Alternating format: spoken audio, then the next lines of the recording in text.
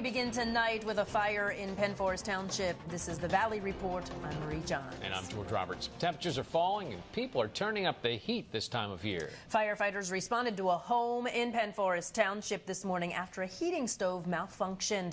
News 13's Ray Larkins is here with more. Ray. Thanks, Marie and George. Typically, if you use a heating stove or fireplace to heat your home, firefighters recommend you have it inspected at least once a year to avoid disaster.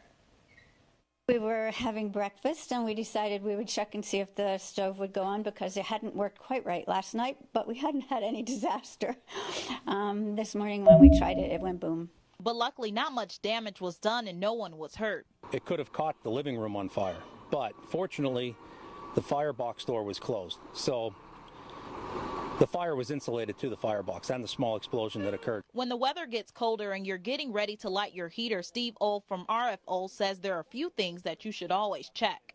Make sure that the pilot is clean, make sure everything's burning properly. It should be a nice blue flame.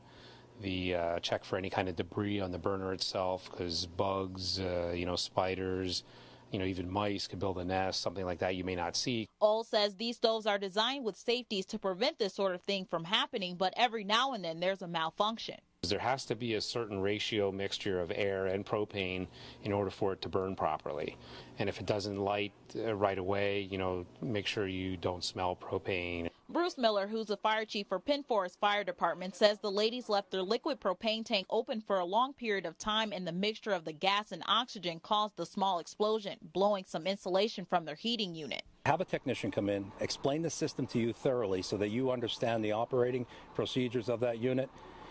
That way there you'll keep you and your family safe. Whenever you experience a problem operating something that involves gas, you're encouraged to call your local fire company or technician to come out and figure out the problem. For News 13, I'm Ray Larkins. Marie, back to you.